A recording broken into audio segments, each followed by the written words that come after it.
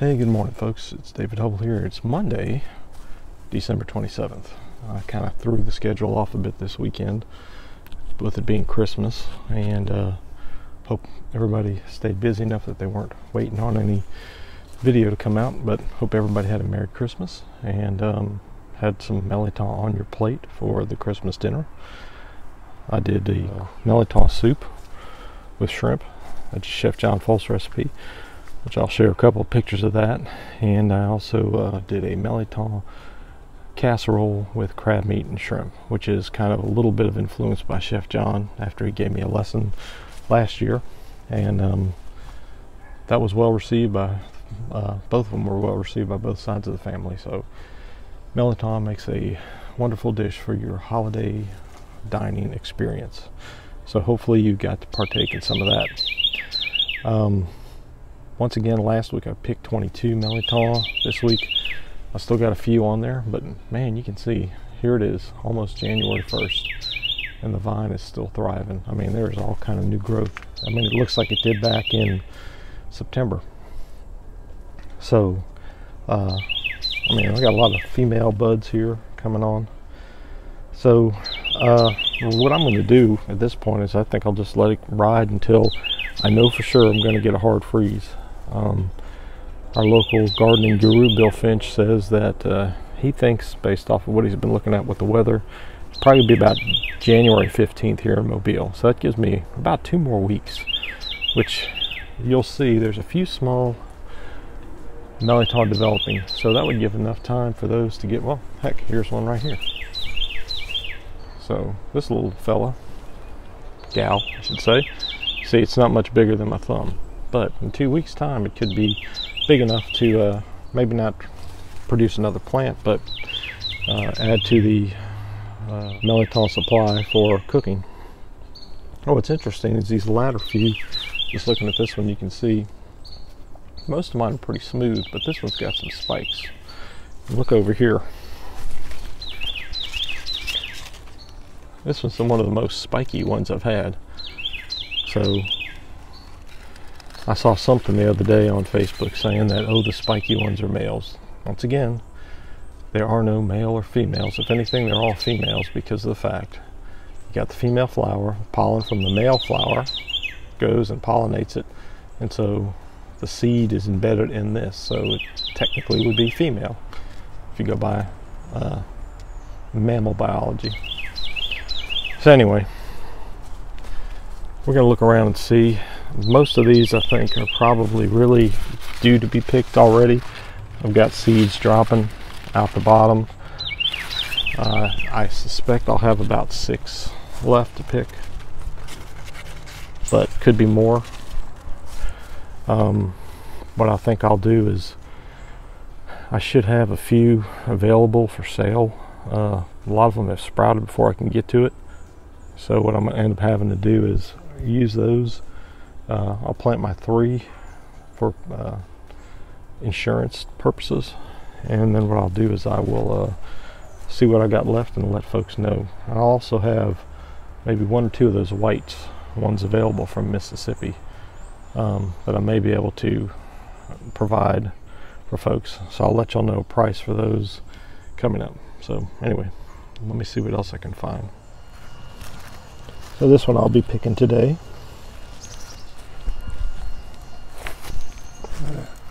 That one I'm going to leave. That could go another 2 weeks and become a full-size one.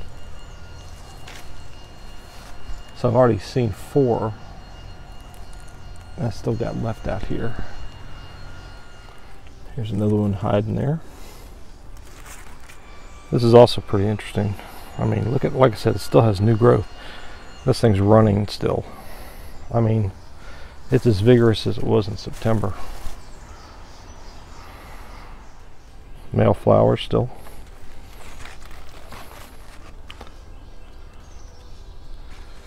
So really there's no reason that when the female flowers come out, there's one right there, I'll pick that one too, that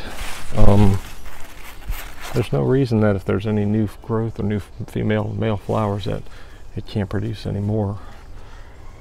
Dr. Hill did respond to my comment in last week's video where he thinks that if we let the vine grow and don't cut it back, that it won't suffer any fruiting consequences next year.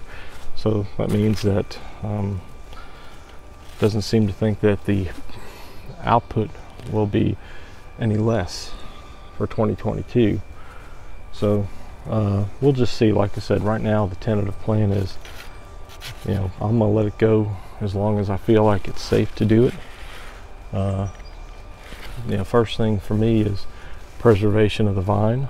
That's what I've done for 11 years. Some years I only got 3 during the fall, and you know, even though that year didn't pan out like I wanted to, I knew it would come back and eventually have a couple of good years. So let's keep searching. Now, a lot of these vines on the end have actually died off a little bit. These would have been on the furthest extremities. Like I said, it's kind of like the circle of life, if you will. But for the most part, the vine's still going well. We got 2 of them up there in the camellia bush. They aren't that big. I probably will let those ride a couple more weeks. Now here's one, like I was telling you before, the longer you leave them on, the more mature. And it's actually better to do that if you want to keep them to plant and seed, because you see the seed will start to drop. So I venture to say I probably have at least, see if you can see that one, at least probably maybe close to half a dozen that I will be able to have available. So we'll just see. I think from the standpoint of selling sprouts versus the actual potted plant, I think from the grower standpoint, unless you are an experienced grower, you're better off getting the plants. We've got a couple plants that have stayed in pots since last year. So actually this is one of the ones in a pot, as well as this.